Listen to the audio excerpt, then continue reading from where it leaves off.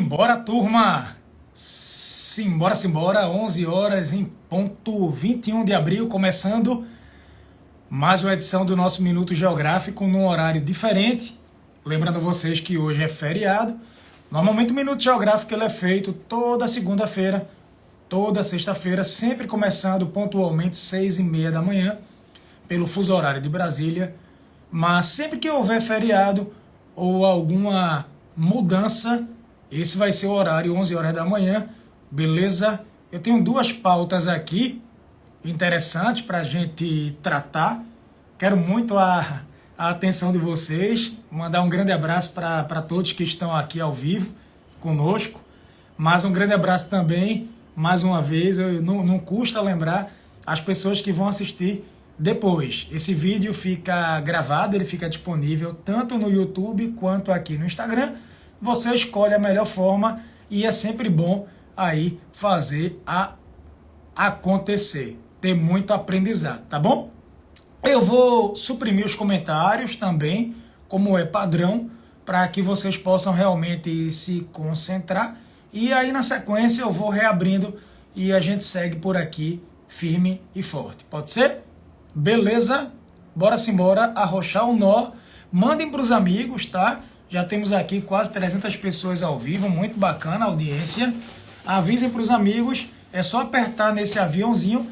Vocês que vão assistir depois também. Quem puder ajudar a colaborar, antes de acabar o vídeo, já aperta no aviãozinho, coloca no teu Instagram, coloca na tua rede, nos teus grupos, para que as pessoas conheçam o nosso trabalho, tá bom? Pessoal, seguinte, eu comentei com vocês que o ministro das Relações Exteriores da Lula, ó, o ministro das Relações Exteriores da Rússia fez uma visita recente durante essa semana para o Brasil. O avião que ele veio estava na Argentina, visitou aqui, né, desceu no Brasil e do Brasil ele vai seguir a visita para Venezuela, Nicarágua, Cuba e outros países. Ele vai fazendo um périplo aí pelo continente americano. E foi muito debatida a questão da carga que ele transportava. Sergei Lavrov, ele é muito conhecido de todos nós, porque ele é um dos comandantes da confiança total do Vladimir Putin. Então, ele coordena essa parte de guerra de Putin, ele é muito forte dentro do governo, e criou-se todo um mistério sobre a carga que ele vinha transportando. Eu quero dizer para vocês que, normalmente, um ministro como Sergei Lavrov, quando ele vai visitar 1, 2, 3, 4, 5 países, ele transporta equipamento militar, transporta equipamento eletrônico, ele transporta, de certa forma, documentos e presentes. Então, ele transportou 5 toneladas de equipamentos, possivelmente, mas a gente não sabe se essas 5 toneladas ficaram no Brasil ou seguiram viagem com ele. Tá? O Brasil, lembrando a vocês, pela Convenção de Viena, o Brasil não permitiria uma bagagem diplomática entrando em nosso território, por exemplo, com armas. A bagagem diplomática ela tem a privacidade, ela tem um sigilo garantido, mas o Brasil ele pode sim fazer uma vistoria e determinar que, caso haja alguma coisa ilícita no conceito brasileiro, exemplo, ele vem transportando armas e traz armas para o Brasil, obviamente que essa bagagem ela não entraria. Mas aí criaram toda essa questão. Eu vou até contar um caso interessante aqui, uma história, desculpa, interessante para vocês. Everardo Maciel, que é irmão inclusive de um grande amigo, Tássio Maciel, grande professor de matemática, trabalhou com meu pai, tive a oportunidade também de trabalhar com Tássio. Everardo Maciel, ele foi secretário-geral da Receita Federal. E na época que ele era o secretário-geral da Receita Federal, ele recebeu um telefonema lá de Viracopos, o aeroporto de Viracopos, e o pessoal dizendo, olha, seu Everardo, a bagagem diplomática do primeiro-ministro do Canadá, primeiro-ministro do Canadá, ele estava visitando o Brasil. E colocaram lá no raio-x, olharam a bagagem diplomática e dentro da bagagem você tinha armas. E ele, imediatamente, ele disse, olha, a gente vai ter que segurar essa bagagem. A gente vai lavrar aí um auto de apreensão. Na época, uma embaixadora do Canadá ligou para Everardo cobrando dele que ele liberasse, dizendo, olha, essa carga, essa bagagem ela é diplomática e ela é do primeiro-ministro do Canadá. E ele disse, olha, eu não vou liberar. E, na verdade, eu dou 24 horas, eu vou dar um dia para essa bagagem sair do Brasil. Porque se ela não sair do Brasil, eu vou remeter a bagagem, eu vou enviar essa bagagem para as Forças Armadas brasileiras. Então ele não abriu, a bagagem voltou, a bagagem saiu do Brasil, só para dar para vocês um exemplo de que ficou muito mistério, né? Ah, ele está vindo para o Brasil trazendo armas. Pessoal, pensa comigo. Tem outras formas muito mais discretas de entrar no Brasil com armas, se assim fosse o desejo dele. Exemplo, levando para a Venezuela, e da Venezuela, eu estava conversando com o Fernando Castilho sobre isso, entra no Brasil por vias terrestres, visto que nossa fronteira terrestre ela é vulnerável. Então, entrar com armas por vias aéreas, usando um avião de um chefe, não é, de um ministro russo, seria chamar muita atenção. Então, não é por aí. Aí, resultado, as pessoas discutiram muito essa questão da carga, e olha, ele vai visitar Nicarágua. Nicarágua é uma ditadura, Venezuela. Aí vamos lá, Nicarágua, Daniel Ortega, ditador, a Venezuela, Maduro, governo também polêmico, né, com medidas ditatoriais, vai visitar Cuba, pois é, Cuba, o regime que já não é mais a família Castro, mas que tem toda aquela herança do contexto ali da Guerra Fria, tem os embargos e tudo mais. Mas calma, Joca, o que é que o ministro veio fazer no Brasil? Em meio à guerra, o Brasil recebeu o ministro.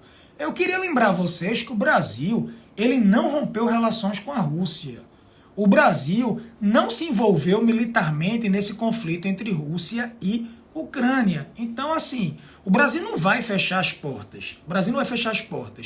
E resultado, eu quero até chamar a atenção para um dado. Vocês sabiam que o Brasil passou a comprar de maneira significativa depois dessa guerra Rússia e Ucrânia, só porque eu vou voltar para o raciocínio, tá? Depois desse conflito Rússia e Ucrânia, o Brasil passou a comprar consideravelmente diesel da Rússia. Deixa eu dar um dado para vocês, porque eu acho que fica melhor, que é o seguinte. Em 2002, estamos em 2023, tá? Em 2002, Moscou, a Rússia, tinha só 1% do mercado brasileiro de diesel. E os americanos tinham 57%. A Rússia tinha 1% do mercado de diesel do Brasil, que é um mercado amplo, principalmente pela questão rodoviária, caminhões, ônibus e tal, os carros, e os americanos 57%. Só para vocês terem uma noção, no primeiro trimestre de agora, a Rússia subiu essa participação para 13,2%. 13,2%, ou seja, em 10 anos, de 1% a Rússia pulou para 13,2% e os americanos caíram para 33,1%. Então vejam, desde que o conflito começou, o Brasil acelerou a compra de diesel da Rússia. A Europa está embargando a Rússia, Estados Unidos também embargaram o óleo russo, mas a Índia está comprando o petróleo russo com força e o Brasil está aumentando a participação russa no diesel, porque o diesel russo, inclusive, pela questão do embargo, é um diesel considerado mais o quê? Mais barato, ok? Mas bora voltar. Joca, qual foi a agenda do Brasil com Sergei Lavrov? No primeiro momento, eu pensei que o encontro do ministro ia ser com o Mauro, tá? Que é o ministro das Relações Exteriores, com Mauro Vieira, que é o ministro das Relações Exteriores do Brasil. Depois eu soube que ele também sentou com o presidente Lula. E uma das pautas entre Lula, Mauro Vieira e o Sergei Lavrov foi falar sobre o programa nuclear do Brasil. Muita gente se assusta quando a gente fala de programa nuclear. Sim, o Brasil tem programa nuclear. O Brasil tem programa nuclear. O Brasil tem tecnologia nuclear. Vou falar disso. Eu selecionei perguntas da caixinha. Eu abri uma caixinha hoje de manhã de propósito. Aí eu selecionei as 4 melhores perguntas. O Brasil tem programa nuclear. O Brasil tem produção de energia nuclear. O Brasil tem uma das maiores, para quem não sabe, reservas de urânio do mundo. Alô, turma da Bahia. Alô, Bahia. Alô, Nordeste. Atenção, pois é. Ali na Bahia você tem uma grande reserva de urânio. E aí, Lula quer retomar a agenda nuclear envolvendo a Rússia. Joca, que responsabilidade. Eu queria lembrar que quem abriu a agenda nuclear com a Rússia não foi Lula. Bolsonaro, o ex-presidente Bolsonaro, fez uma visita a Vladimir Putin. Eu tenho um documento porque foi algo público e discutiu o programa nuclear com Vladimir Putin, Bolsonaro também, e Michel Temer, que fez aquele governo tampão ali, pós-Dilma, vocês estão lembrados, ele também discutiu o programa nuclear com a Rússia. Joca, a Rússia é importante para o programa nuclear brasileiro? A Rússia é importante para o programa nuclear brasileiro por algumas questões. A primeira delas é que a Rússia tem uma estatal, atômica chamada de, eu vou chamar aqui no português, Rosatom. Rosatom é a agência estatal de energia atômica da Rússia. E essa agência estatal de energia atômica da Rússia, ela quer concluir a usina de Angra 3. O Brasil hoje tem 2 usinas nucleares funcionando. Uma delas funciona meia boca, mas nós temos 2 usinas nucleares, Angra 1 e Angra 2. E nós temos uma terceira usina nuclear, que ela está sendo construída pela Eletronuclear, que é estatal, pela Eletronuclear, desde a década de 80. Mas essa Angra 3, Angra 1, Angra 2, Angra 3, as 3 no Rio de Janeiro, Angra 1 e Angra 2 funcionam, Angra 3 ali em obra. Essa usina nuclear de Angra 3 virou lenda. As obras foram paralisadas por várias situações. Sempre que tem um grande acidente nuclear, as pessoas começam a refletir pelo mundo se a energia nuclear é segura ou não. O pessoal que trabalha na área diz que sim, diz que é uma fonte de energia segura e, vou polemizar, uma fonte de energia limpa. Limpa no tocante à questão do aquecimento global, na questão dos gases do efeito estufa, tá? Mas tem impacto do lixo atômico, outras coisas também que a gente vai aqui de repente depois discutir. Mas aí a Rosatom, que é essa agência estatal de energia atômica, ela quer participar da conclusão da usina de Angra 3. É um ponto, Angra 3. Joca, tem empresa americana querendo, tem empresa chinesa, a CNNC, que é uma empresa chinesa, também quer. A França também quer. Eu vou fazer uma lista para vocês aqui das maiores potências nucleares do mundo. Essa Rosatom, essa empresa russa, ela é muito forte. Só na Rússia, ela opera aproximadamente 11 usinas nucleares. 11 usinas nucleares na Rússia. A maior usina nuclear da Europa, que fica na Ucrânia, estão lembrados que eu falei dela, teve um incêndio nela, estão guerreando perto dela, soltando bombas perto dela, o maior risco que eu disse, eu falei sobre isso aqui anteriormente. A maior usina nuclear da Ucrânia é de Zaporizhia. Ela é operada pela Rosatom, certo? 58 reatores nucleares do mundo que estão sendo construídos agora, de 58 nucleares, 35 estão sendo construídos pela Rússia. Então a Rússia, com força, é muito forte nessa parte de energia nuclear. Então, essa empresa, ela controla 14% do mercado de combustível. 14%. 28% de enriquecimento. E 75% de tecnologia associada. Significa dizer que os caras, a empresa, ela é uma potência e ela é uma empresa, gente, russa. Então ela tem interesse aí em Angra 3. Outro ponto que o Brasil tem interesse é na questão de combustível.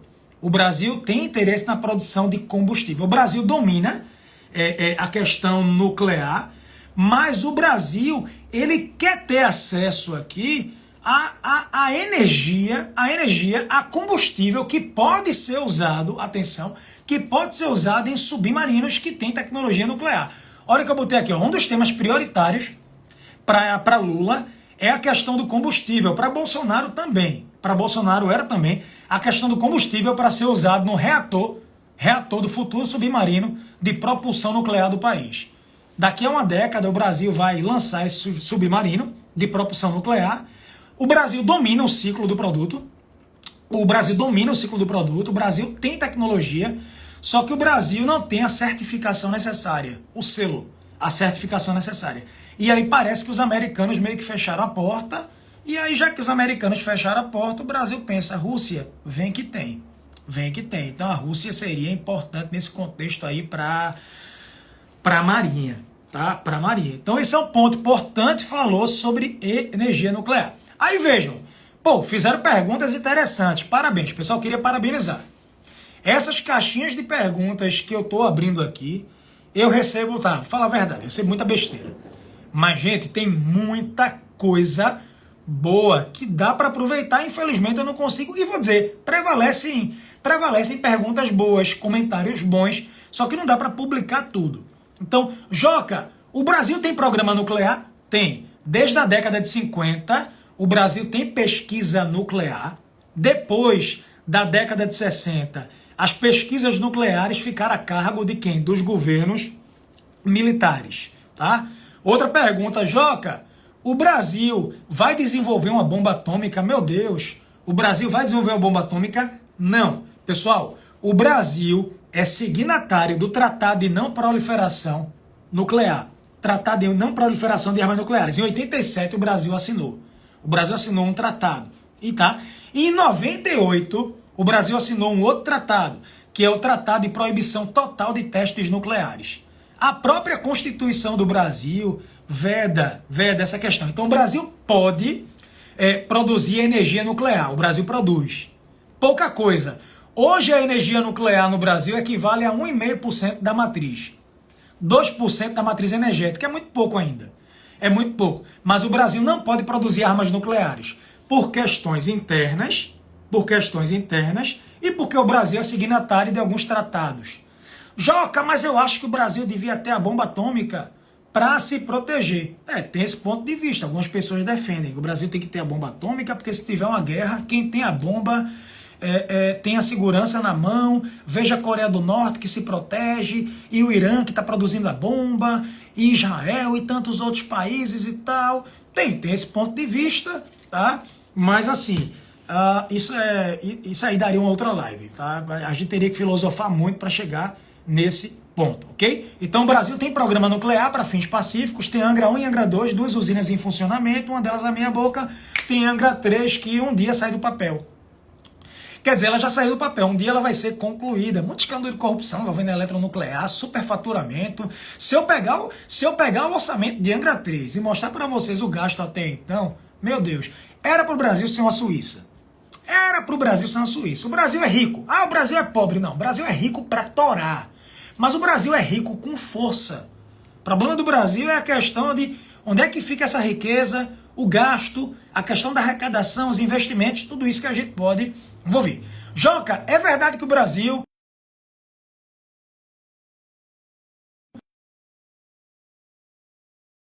A ligação. Vê se eu voltei, pessoal. Vê se eu voltei, por favor. Inclusive, eu tava...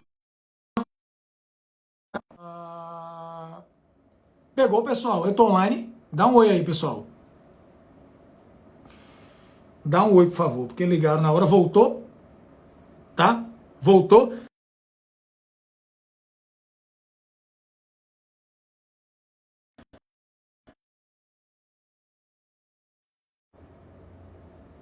Segura, pessoal, rapidinho. Vamos lá. Voltou agora?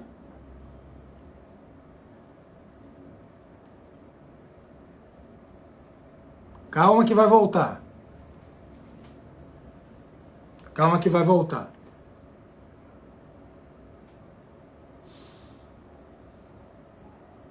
Voltou.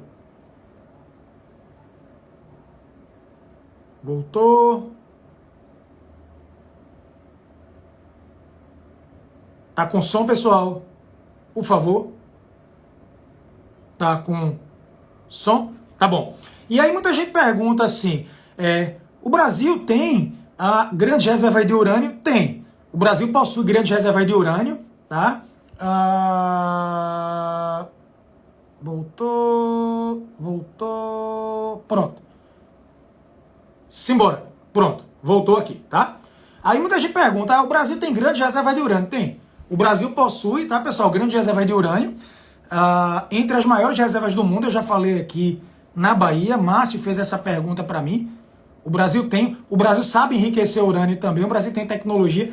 Outra pergunta, o Brasil tem tecnologia nuclear avançada? Sim, o Brasil tem tecnologia nuclear avançada em várias áreas, produção de combustível nuclear, enriquecimento de urânio, construção de reatores nucleares e pesquisa. A gente tem uma Comissão Nacional de Energia Nuclear, que é responsável por coordenar as atividades, enfim. O Brasil é membro de importantes organizações internacionais relacionadas à tecnologia nuclear, então o Brasil é forte na questão nuclear, tá certo?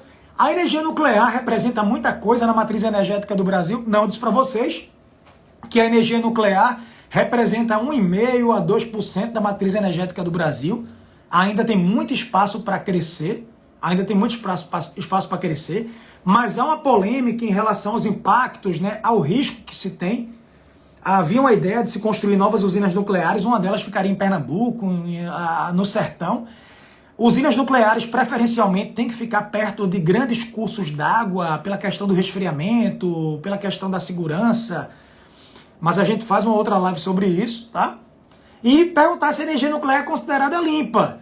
Ela é considerada limpa em termos de emissão de gases do efeito estufa. Foi uma pergunta também que fizeram muito forte, tá? Em relação a isso. Tem a questão do lixo, tem outras coisas envolvidas também. E perguntaram quais são os países que produzem mais energia nuclear. Foi uma pergunta forte. Quais são os países que mais produzem energia nuclear?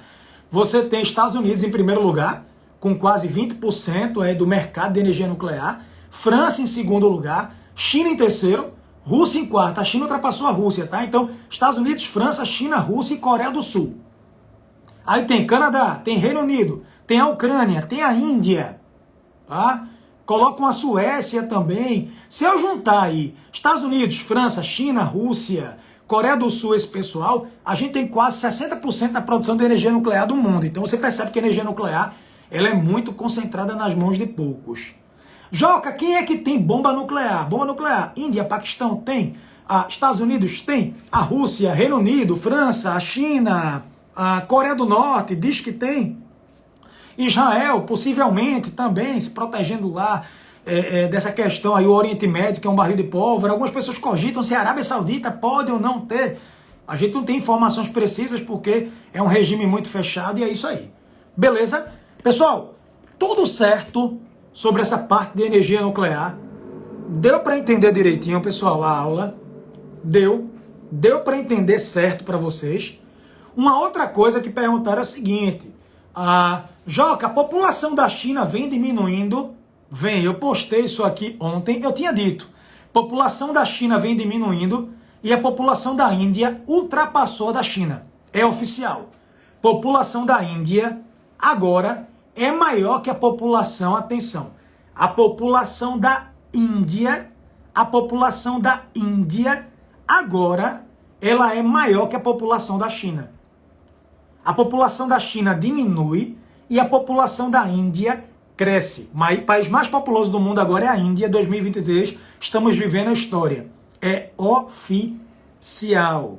Isso pode gerar um problema, Joca, da questão da mão de obra, em alguns setores, um déficit. Só para vocês terem uma noção, China e Índia, se a gente juntar China e Índia, os dois países dão basicamente 30% da população mundial. China e Índia, dois países de 200, você tem aí, deixa eu só tirar os comentários aqui, tá? 30% da população mundial. Joca, por que a população da China diminui? O que é que está acontecendo com a China? Eu disse para vocês aqui há muito tempo que a China passou décadas com a política do filho único. O Partido Comunista Chinês queria frear o crescimento populacional, dar uma freada no crescimento populacional e permitir um filho por casal. Política do filho único. O segundo filho era muito oneroso, não era custeado pelo governo.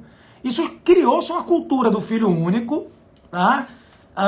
Outro ponto também, agora a China acabou com essa política do filho único para tentar frear o envelhecimento da população. A China está num processo rápido de envelhecimento. Poderá ter problemas com falta de mão de obra em alguns setores. O envelhecimento vai encarecer, de certa forma, a mão de obra. E um outro ponto também, se você analisar, a China deixou de ser rural. A China hoje é um país predominantemente urbano.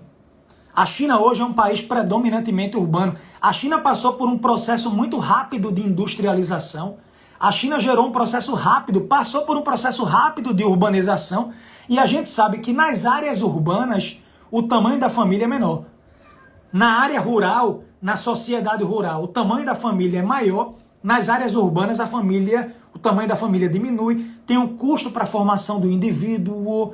O modo de vida urbano é diferente do modo de vida rural. Não é? Então a China hoje é mais urbana. A Índia não. Sabiam que a Índia ainda tem uma parcela significativa da sua população rural? Por quê? Porque a Índia, ela só experimentou abertura econômica nos anos 90. Enquanto a China fez abertura econômica nos anos 70, final dos anos 70, abertura econômica com Deng Xiaoping, a Índia só fez abertura econômica no pós-Guerra Fria. A Índia se abre forte, muito forte para o mundo dos anos 90 para cá.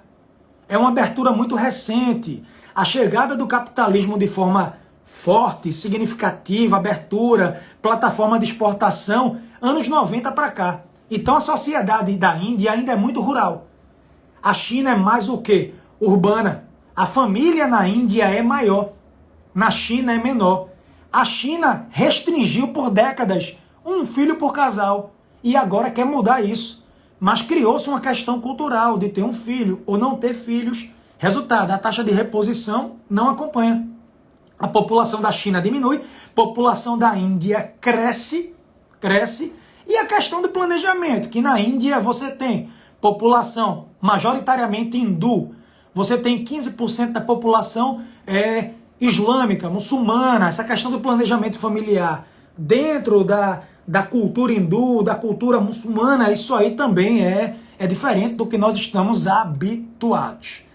Ok? Então, assim, de fato ultrapassou.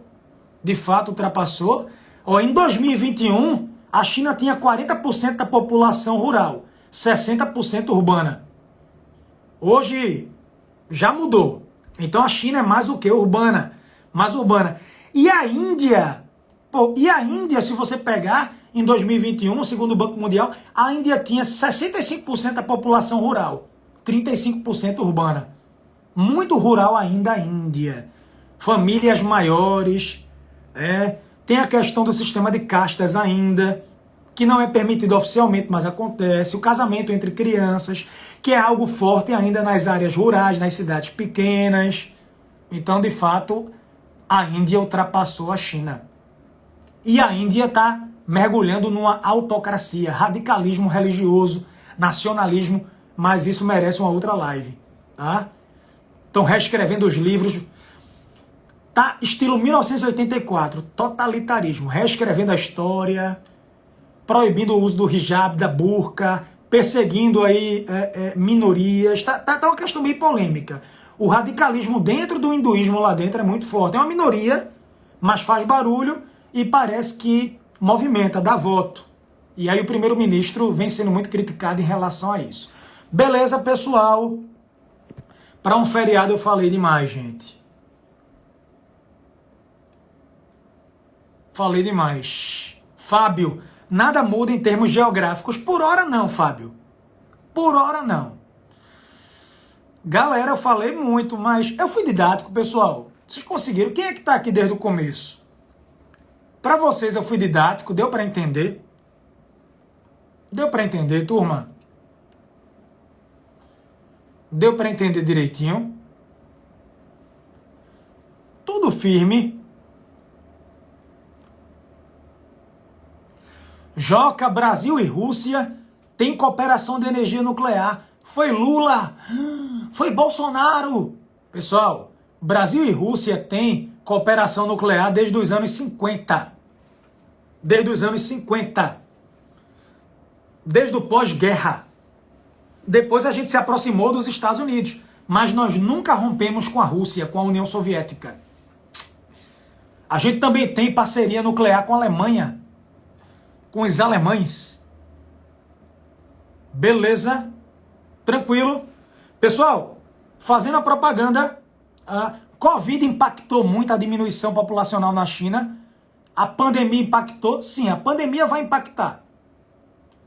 As pessoas... na pandemia as pessoas ficaram mais em casa. E se relacionaram mais. Será? Será? Na pandemia, será que as pessoas queriam ter filhos durante a pandemia? Será que isso não gerou uma retração? Mas também tem a demanda reprimida pós. Joca, a Rússia está comprando diesel da Rússia em plena guerra. Tá, aumentou. O Brasil aumentou a compra de diesel. Atenção, o Brasil aumentou a compra de diesel da Rússia. E diminuiu a participação americana. O Brasil está bem. O Washington é muito forte para a gente, mas se aproximando de Rússia e China, sim.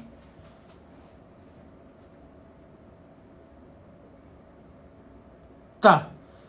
Pessoal, quem quiser participar da turma de geopolítica e participar do grupo do WhatsApp, a gente tem um grupo lá que eu gravo conteúdo diário, quase que diário, né? E tem uns ao vivo, tem umas aulas ao vivo também, de bônus. Vai na bio, no link, e preenche a lista de espera, que Lucas entre em contato com vocês, quem tiver interesse no curso, tá? Doutor Sebastião, bom revê-lo, viu? Um grande abraço. Grande. Nath entrou, Viagem Sem Limites. Quem puder depois seguir também, Nath faz um trabalho lindo. Viagem com J Sem Limites. Conheci Nath pessoalmente em Bruxelas. A gente... Foi muito bacana. Foi muito legal. Joca, Lula, sobre a guerra da Ucrânia, falou um tanto de besteira. Falou. E no dia seguinte ele quis... Ele deu uma equilibrada no discurso, mas o que foi dito, sim. É isso, eu já falei sobre isso, valeu? Galera, beijo aí. Quem puder aí, prestigia o professor, aperta o aviãozinho quando eu publicar e divulga esse vídeo, valeu? Bom sábado. Valeu, minha diretora. Um cheiro, professor Iranete. Aí sabe de tudo e mais um pouco. Toda honra. Valeu, turma. Um beijo para vocês. Vou agora ficar com as meninas. Simbora. Saúde e paz. Paz de Cristo para vocês. Amém. Valeu.